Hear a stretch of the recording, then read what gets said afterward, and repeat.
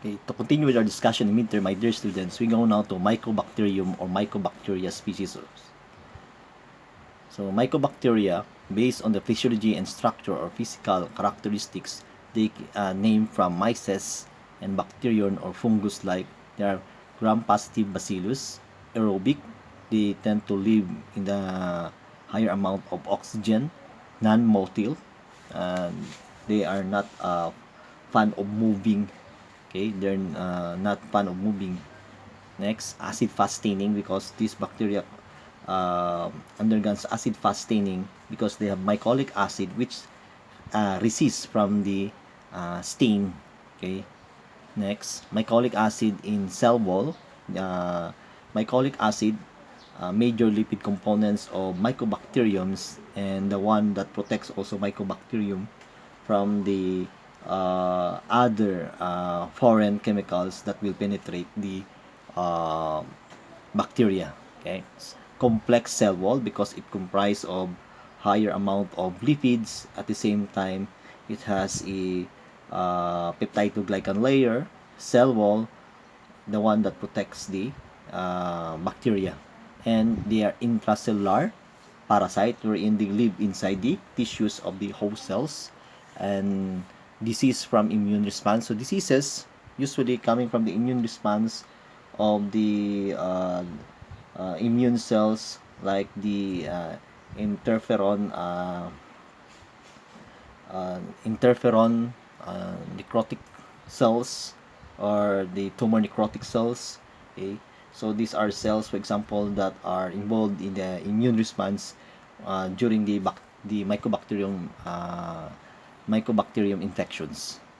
Cell wall is complex because it contains large amounts of lipids, and large amounts of lipids, the wax, for example, waxes, okay, or oils that is present, or fatty acids, they are responsible for the acid fastness, okay, and slow growth, because mycobacterium are during the when they undergone the laboratory laboratory diagnosis, and then after that one culture sila. Based on that culture medium, they are slow growers and resistance to detergents because of the presence of fats or fatty acids, or large amount of fats, that is 60%, and even antibiotic resistance because of the presence also of fatty acids, especially in the cell wall. Sa antigenicity class, this one, uh, the antigenicity of the mycolic acid, for example, no, in the case of HIV patients, or TB, patients is suffering from TB, at the same time meron siyang HIV, so there is what we call a heat shock protein, okay, or the what we call this one, heat shock protein, which is also responsible for the antigenic response of the host cells. And based on that one characteristic, parang clumping cells siya. Okay, naga-clump siya. Okay. Next. So, mycobacterial cell wall structure, this one, components for, they contain the plasma membrane. So, this is the plasma membrane. And then the peptidoglycan layer. And peptidoglycan layer, the main component of the cell wall. Usually, it plays a role in binary fission. Okay. The arabinogalactan, that is a glucose, mannose, lipoarabinomanans, plasma-associated and cell wall-associated proteins, mycolic acids, okay, mycolic acids, this one, and glycolipid surface molecules associated with the mycolic acids. So this is based on redrawn from Caraquis et al. Cell biology. Okay, so these are the cell structure, which is considered to be very complex and leads to this cell wall is the defense mechanism, of the Mycobacterium. Okay. So this is really important, Mycobacterium. So we have the Microbacterium tuberculosis, tuberculum, small swelling or tubercle, or oocyst, So characterized by tubercles, refers to formation of tubercles in the lungs infected patients. So tawag doon tuberculum. So, Mycobacterium leprae or leprosy causes leprosy. So, sa Ilonggo na siya tawag aro. Okay? Mycobacterium avium or avis birds causes tuberculosis like illness in birds. We have intracellulary. So, intra within cilia or small room within cells refers to intracellular applications of Mycobacterium. So, usually these are Mycobacterium that are present usually inside the cytoplasm. So, pathogenesis, intracellular pathogens. Okay? When you say intracellular pathogens, usually they are present within the cells.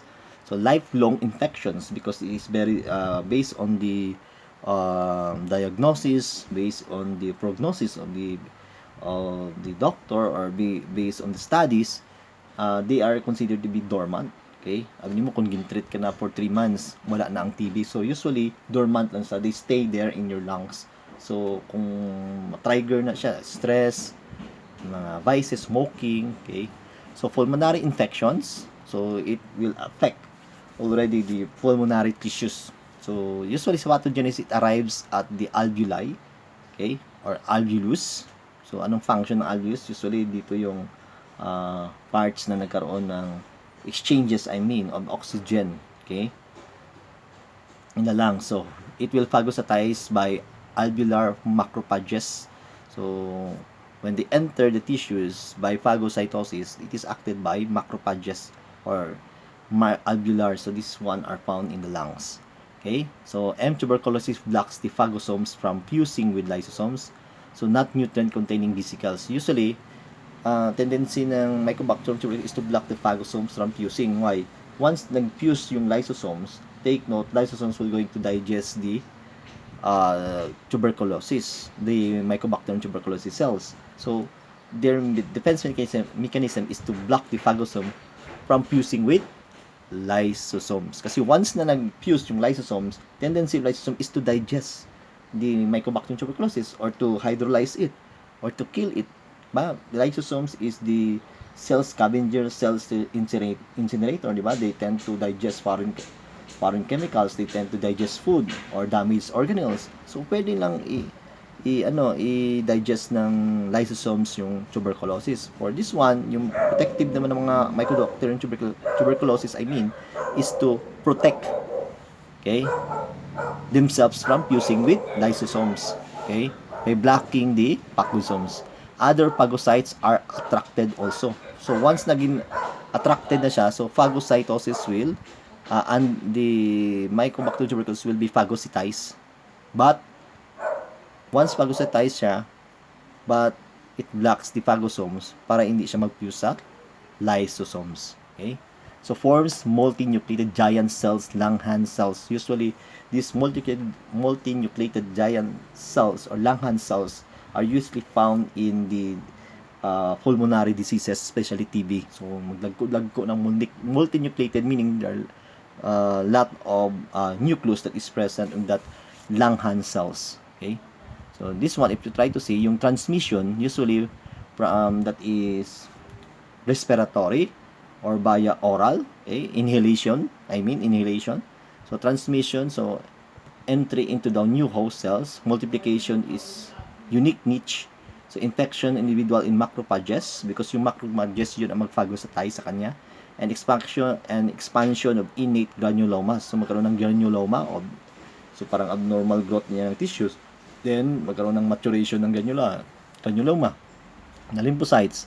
Then, tendency granuloma necrosis with extracellular replication. So, because the presence of Mycobacterium class, once nagkaroon ng granular necrosis, that is already the death of the tissues. That's why sometimes kung TB na, may mga blood in sputum na, grabe na ng upo, okay, mahina na ang maginawa because of the necrosis already, or the death of the tissues or degradation of tissues. So this one, based on the pathogenesis, okay, so i-detail natin. So alveolar macrophages or AM, this one is harbored by a host o by a person na nakakuha siya ng TB via inhalation. Okay? So, the mode of transmission cause inhalation, not oral, ha? Okay? So, phagocytosis of the bacilli. So, sino yung mag-facilitate ng phagocytosis? It is the alveolar macrophages. So, once magkaroon ng after phagocytosis, there will be inflammatory cell recruitment inside the tissue of the cells ito, ha. So, the alveolar macrophages will secrete the interleukins 12 and 18, the interferon gamma, okay? Induce bacterial killing, or the TNF necrotic factor alpha is essential for controlling Mycobacterium growth and granuloma formation. So this one usually makikita na ito sa lung tissues. So actually when TB enters after the phagocytosis process, our body will respond. Okay? So we have the interferon gamma. So that is pwede siya mag-reduce ng induce bacterial killing, I mean. And for controlling is the tumor necrotic factor alpha. Okay? So, our body will respond. There is an immune response to that one. Then, after that one, the control of growth by the tumor necrotic factor will stop the Mycobacterium proliferation and will stimulate cytokine stimulation. So, yung cytokine class is also a response to the infections, no? Yung cytokine is being stimulated. So take note, it is dormant. Granuloma is formed by several cells recruited to the lungs inside infected macrophages, contains Mycobacterium preventing their spread. So usually, kung gin-prevent siya, sample, gin-stop siya ng tumor necrotic factor. Pero samtang dito sa sulod gas, kahit dun sa sulod mismo ng tissues na yan, mayroon tinatawag natin na the tendency of that bacterial cells is to recruit more several cells are recruited to the lungs inside infected macrophages. So meaning there is a cells recruitment. Then yung cells recruitment, yun ang mag-prevent ng Mycobacterium tuberculosis spreading kasi hindi sila mobile. But take note, it is the start of formation of granuloma already. That is already granuloma. Okay? Mayroon na tawag na abnormal structure of the tissues already or cells. That is granuloma, ha. So, post-primary TB, Mycobacterium persistence, so mag-persist na siya, is associated with failure in immune surveillance. So, disease may reactivate, take note, damage of nearby bronchi, spreading Mycobacterium to the different areas of the lungs. So, kung hindi siya na-treat well, so pwede magkaroon ng inatawag na ito na reactivation. Kasi pagsulod ng TB mo, hindi man siya madami mag-spread. That's why slow grower siya kasi they are being enclosed by other cells. But inside the cells, gina-destroy niya, gina-form niya ng granuloma yan. Until mag-persist. And then there is a failure immune response, walang gamot, okay? So, abi niyo okay na kamo sa TB, pero take note, if that Mycobacterium persistent associated failure immune response, damage of bronchi will follow. And then damage of bronchi leads to spreading of bacteria in the lungs and it will infect other lung tissues. Okay? So, hindi mo sa papiran. That's why amat-amat na yung mga TB. Actually, class, until today, there are a lot of TB cases. Mayroon naman talagang drugs, di ba? The government has to provide you a 9-month therapy. The problem there is the patient compliance. May libreng gamot para sa TB, okay? Actually, kung i-compare mo yung TB at sa COVID, mas maraming TB cases compare with COVID.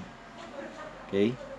Kasi yung viral, agi lang. Okay? But yung TB, yung tuberculosis, the bacteria will stay there at dormant. And it will cause infection again until it will slow your immune system. Okay? So, pathogenesis and immunity. Infected macrophages may spread infections. So, it will stimulate the T helper cells. And we have the TC cells also. Formation of granulomas. So, can lead to elimination of bacteria. Yes. It will lead to elimination of bacteria. But take note, Doon pala nagkakos siya ng damage. Okay, if larger than 3 millimeters become encapsulated, take note, magdako na siya, Mycobacterium tuberculosis can remain dormant for years in this state. Okay? So, yan ang sample ng lungs na meron siyang Mycobacterium. This is already chronic. Okay? So, sa epidemiology, so 2 billion people infected worldwide. 1/3 of the human population. So, yung TB nandyan na. So, there is 8.8 million new cases. Mas damo pa na siya sa COVID. So, hindi mo kadlok sa COVID, ang problema na itong TB. Kaso lang, TB, usually, resist. Yung tao na immune na siya. In the years to come, itong COVID, maybe, no? There will be immunity already. Okay? Next, 2 million deaths a year. Imagine. So, 14,517 cases in US in 2004. Okay, subong wala. Tabal kung pila ng data. Okay. So, World Health Organization, take note on TB incidence and TB deaths. So, this 1 million per year. So, mga 10 million, no? TB deaths. TB deaths among HIV negative. And we have TB deaths among HIV positive. So, makita nyo yan yung number of deaths. Okay? So, number of deaths per year. Okay? So, and then 2015. So, 2020 na sumong after 5 years, tama na, mas taas pa siguro ang cases. Okay? Pila yung infected by TB. Next, Mycobacterium tuberculosis, leprosy, this one, pathogenesis. So, cause leprosy, Hansen's disease, or yung aro, affects the skin, peripheral nerves, okay, different immune response caused by different forms, tuberculoid, lepromatus. Okay, makita mo siya ganun yan. Okay? So, abundance of bacteria in 2 types of dermal macrophages sa skin, swan cells. Okay? So, itong mga swan cells, kita natin sa mga tissues dyan. Usually pa, nakikita yung swan cells, the one that forms the myelin sheath. Okay? Or the swan cells are found also, are in the glial cells. Diba? So, pathogenesis immunity, skin lesions, few erythematosus, or high pigmented plaque with flat-centered raised demarcated borders, peripheral nerve damage, complete sensory loss, and visible enlargement of the nerves. Usually, yun, kita mo na siya lang yung aro, no? Okay? Tendency mabulag yung mga patients na mayroong leprosy. Okay? For leprosy na siya. So, may mga macules, papules, habok-habok na siya, nodules, kagina. So, distraction, yan, mga nasal cartilage, bones, ears, diffuse nerves involvement, patchy sensory loss, lack of nerve, enlargement na, kasi nandoon na yung Mycobacterium leprae.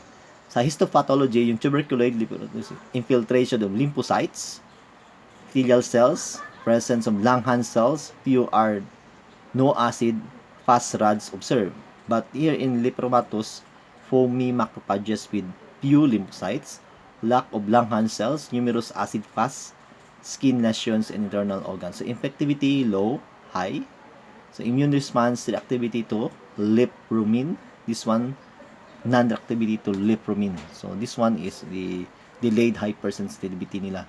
So, for immunoglobulin levels, this one is normal, hyper, gamma globulinemia. Okay? So, magtaas yung globulins. Sa erythema, so absent, usually present. Nodosum. Okay, erythema nodosum. Ito yung nodules na pass now. For example, yan. Tawag yung nodules. Okay.